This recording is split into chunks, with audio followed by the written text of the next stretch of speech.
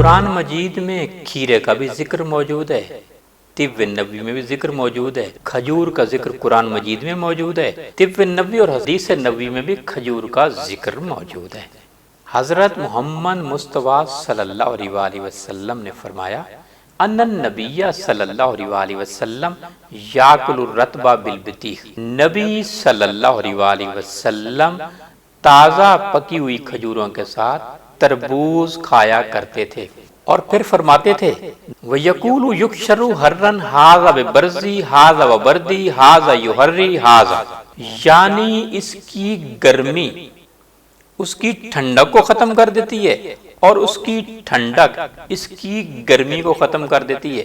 پھر آپ صلی اللہ علیہ وآلہ وسلم نے فرمایا کہ خالی پیٹ تربوز کھانے سے پیٹ دھل کر صاف ہو جاتا ہے، یعنی اس سے بھوک بھی بڑھ سکتی ہے۔